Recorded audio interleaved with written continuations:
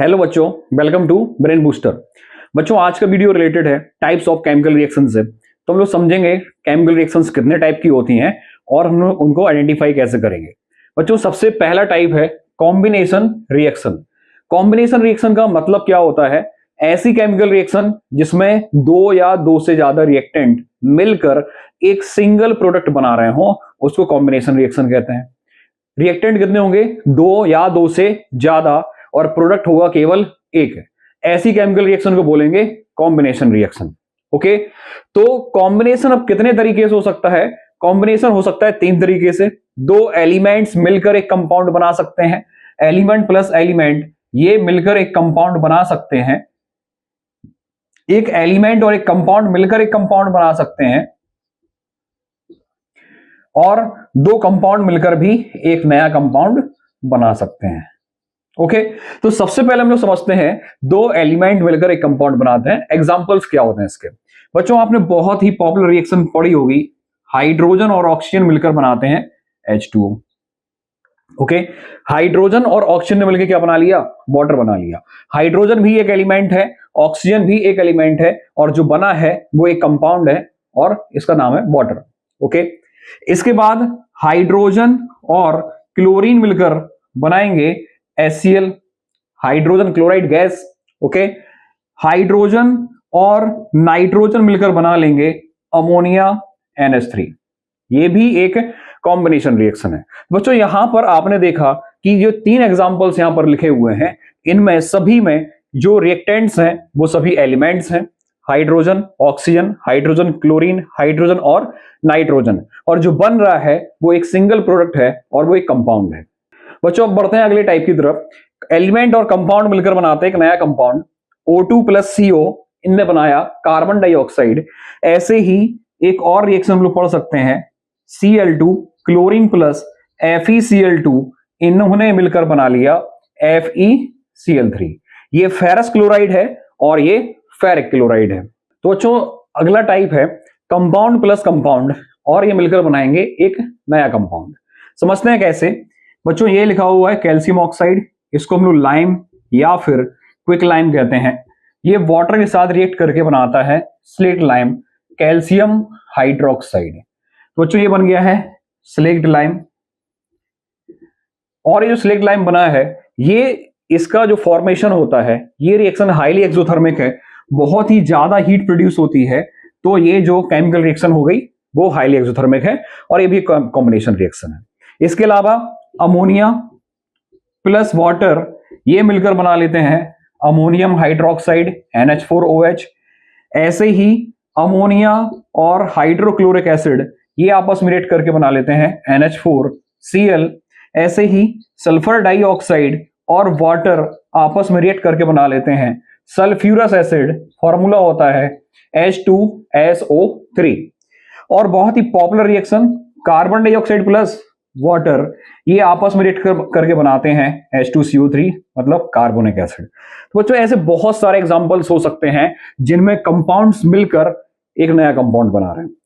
1 2 3 4 5 जो एग्जांपल्स लिखे हुए हैं, इन सब में दो दो रिएक्टेंट है और प्रोडक्ट सभी में एक ही बन रहा है। तो बच्चों, ये टाइप है एक कॉम्बिनेशन रिएक्शन का।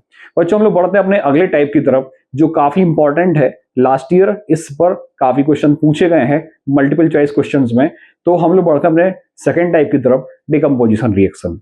तो बच्चों, आते हैं हम लोग अपने सेकेंड टाइप पे, डिकम्पोजिशन रिएक्शन। एक ऐसी केमिकल रिएक्शन जिसमें एक रिएक्टेंट दो या दो से ज्यादा प्रोडक्ट्स में स्प्लिट हो जाता है या टूट जाता है, उसको हम लोग बोलते हैं डिकम्पोजिशन रिएक्शन।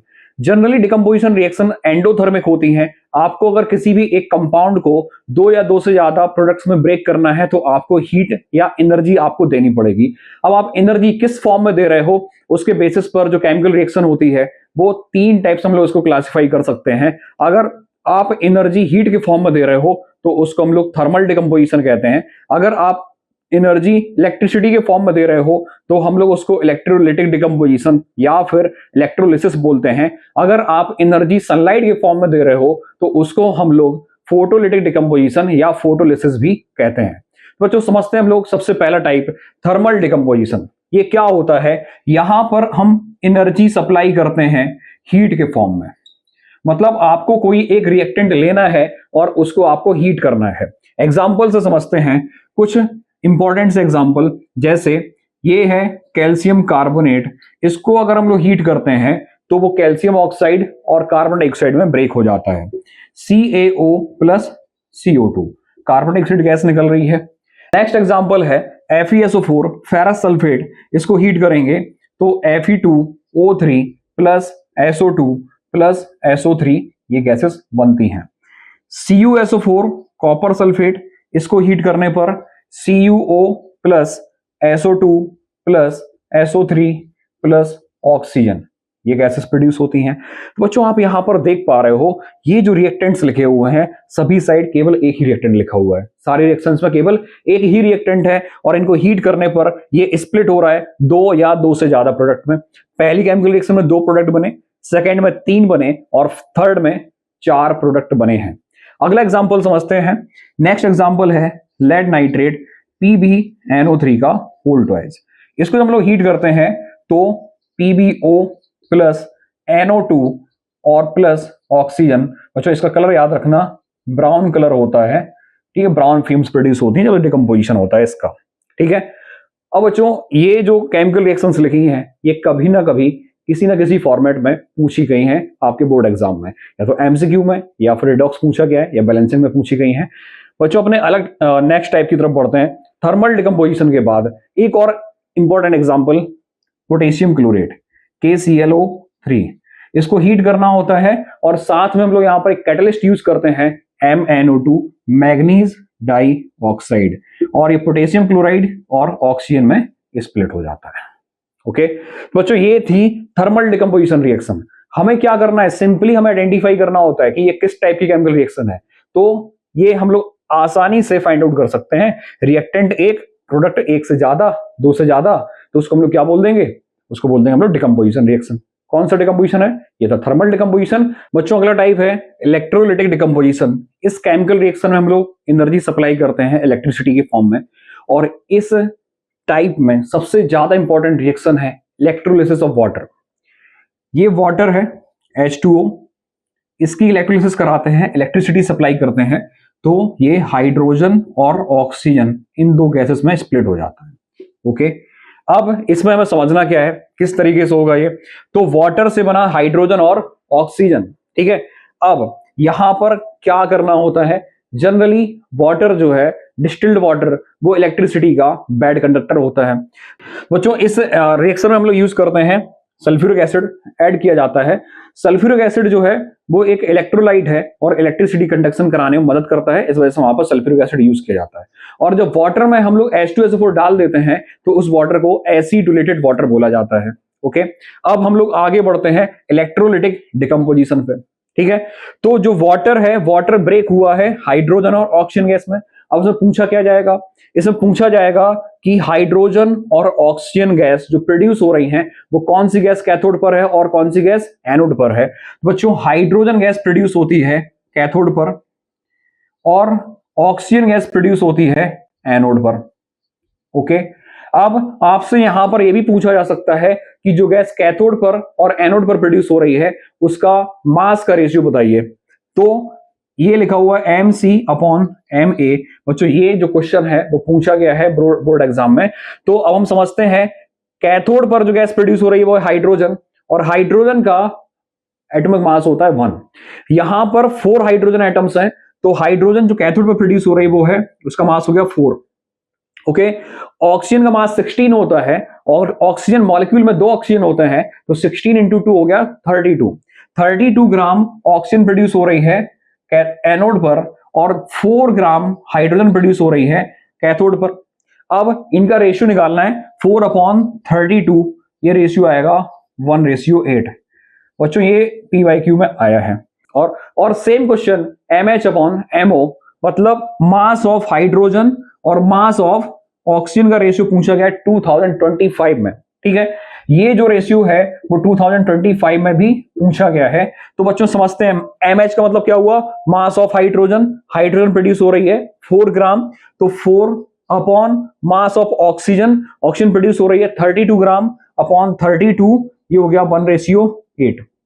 बच्चों यही सेम क्वेश्चन है बट लैंग्वेज चेंज करके ये कई बार पूछा गया है। इसमें आपसे वॉल्यूम भी पूछा जा सकता है, जो गैस प्रोड्यूस हो रही है उसका वॉल्यूम का रेशियो बताइए।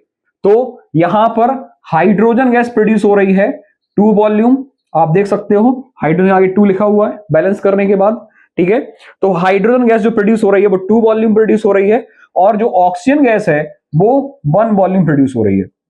तो अगर वॉल्यूम का रेशियो अगर पूछा जाता है हाइड्रोजन और ऑक्सीजन का, तो आप यहां पर लिख सकते हो BH upon BO equal to 2:1। मतलब वॉल्यूम ऑफ हाइड्रोजन और वॉल्यूम ऑफ ऑक्सीजन कितना होगा, इनका रेशियो 2:1 हो जाएगा। मतलब हाइड्रोजन ज्यादा प्रोड्यूस हो रही है और ऑक्सीजन कम प्रोड्यूस हो रही है। यहां पर mass of gas at cathode और mass of gas at anode, इनका रेशियो 1:8 आया है। और mass of gas, mass of hydrogen gas और मास ऑफ ऑक्सीजन गैस का रेशियो भी 1:8 आएगा, और ये आया बच्चों 2025 में। ये बहुत ही इंपॉर्टेंट रिएक्शन है। इसके बाद हम लोग आगे बढ़ते हैं अपने दूसरे एग्जाम्पल पर। तो बच्चों अगला एग्जाम्पल है सोडियम क्लोराइड, और ब्रैकेट में लिखा हुआ L, इसका मतलब सोडियम क्लोराइड का मॉल्टेन फॉर्म है। इसकी जब इलेक्ट्रोलिसिस कराते हैं तो सोडियम मेटल मिलती है और क्लोरीन गैस मिलती है। सोडियम मेटल मिलेगी कैथोड पर और गैस मिलेगी एनोड पर। ओके, Al2O3 इसका भी मॉल्टेन फॉर्म लिया गया है, और जब इसकी इलेक्ट्रोलिसिस कराते हैं तो जो एल्यूमिनियम है वो मिलेगा कैथोड पर और ऑक्सीजन गैस मिलेगी एनोड पर। ओके बच्चों, ये था एग्जांपल्स इलेक्ट्रोलाइटिक डिकम्पोजिशन का। हम लोग अपने नेक्स्ट टाइप की तरफ बढ़ते हैं, और इसमें आती हैं 2 सबसे ज्यादा इंपॉर्टेंट रिएक्शन, उनके बारे में पढ़ते हैं। तो बच्चों नेक्स्ट टाइप है फोटोलिटिक डिकम्पोजिशन। एनर्जी दी जाएगी लाइट के फॉर्म में। 2 बहुत इंपॉर्टेंट एग्जाम्पल हैं, सिल्वर क्लोराइड और सिल्वर ब्रोमाइड। सिल्वर क्लोराइड का जब डिकम्पोजिशन होता है इन प्रेजेंस ऑफ सनलाइट, तो सिल्वर और क्लोरीन ये अलग अलग हो जाते हैं। सिल्वर क्लोराइड का कलर होता है व्हाइट, और जो सिल्वर मेटल होती है उसका कलर या सिल्वर या फिर ग्रे कलर आप लिख सकते हो। तो ये एक एग्जांपल हो जाएगा, आप उसमें भी लिख सकते हो change in colour, colour change हो रहा है इसमें, ठीक है। दूसरा एग्जांपल है सिल्वर ब्रोमाइड, इसका कलर येलो होता है, जब इसका डिकम्पोजिशन हो जाएगा तो ये सिल्वर या फिर ग्रे कलर की मेटल में कन्वर्ट हो जाएगा। बच्चों ये भी एग्जांपल हो जाएगा चेंज इन कलर का। और इन दोनों केमिकल रिएक्शन का यूज हम लोग करते हैं ब्लैक एंड व्हाइट फोटोग्राफी में। ये बहुत इंपॉर्टेंट है, इसको बहुत अच्छे से याद रखना। तो बच्चों ये था part 1 types of chemical reaction का। अपने नेक्स्ट वीडियो में हम लोग कवर करेंगे next 2 types of chemical reaction, decomposition and double decomposition reaction. तो बच्चों अगर आपको ये टॉपिक समझ में आ गया है तो हमारी वीडियो को लाइक करिए, चैनल को सब्सक्राइब करिए और अपने फ्रेंड्स के साथ शेयर करिए। Thank you.